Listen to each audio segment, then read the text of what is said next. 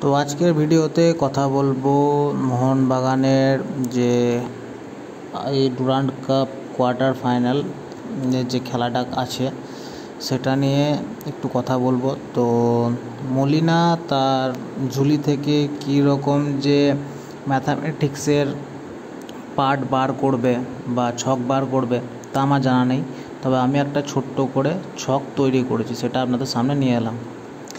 তো 3-5-1-1 ফরমেশনে আমি দল সাজিয়েছি, যেখানে গোলে বিশাল গাইডকে রেখেছি এবং পাঞ্জাব এফসির সঙ্গে এটা যেহেতু কোয়ার্টার ফাইনাল ম্যাচ, সেহেতু আমি ডিফেন্স নিয়ে কোনো রিস্ক নিতে চাইনি। তাই সেন্টার ব্যাকে আমি টম অ্যালডারকে খেলিয়েছি, রাইট ব্যাকে আপনার আলবার্তো রড্রিগেজকে খেলিয়েছি, লেফট ব্যাকে আমি সুভাশিস বোসকে খেলিয়েছি, রাইট উইংয়ে মনবীর সিং, লেফট উইংয়ে লিস্টন কোলাসো।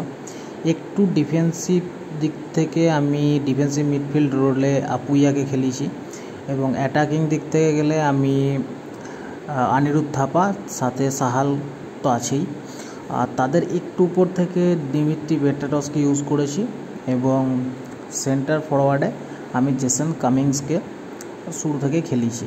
বাট এখন একটা প্রশ্ন হচ্ছে যে রাইট উইংয়ে আমাদের যদি মনবীর সিংকে রিপ্লেসমেন্ট করা যায় তাহলে সেখানে আশিস রায়কেও আনা যেতে পারে। আর লেফট উইংয়ের ক্ষেত্রে কিন্তু আমাদের ক্ষেত্রে একটা বড় সমস্যা হয়ে আছে, যেখানে লিস্টন কোলাসো ল্যাকিং করলে সেই জায়গায় কিন্তু আমাদের হাতে আর কোনো অপশান সেরকম নেই।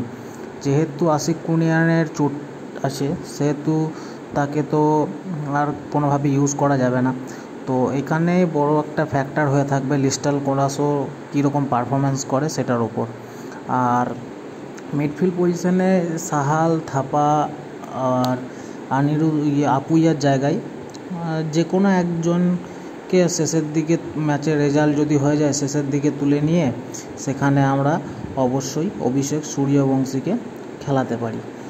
আর বাই চান্স এই ছক যদি কাজ না করে সেখানে জেসন কামিংসকে আমরা উঠিয়ে দিয়ে সেখানে গ্রেট স্টুয়ার্টকে সামনের দিকে খেলিয়ে দিতে পারি। তো এই ছিল আজকে আমার বানানো প্লেইং 11। ভিডিওটা ভালো লাগলে লাইক, শেয়ার এবং চ্যানেলটা সাবস্ক্রাইব অবশ্যই করে দেবেন। ধন্যবাদ।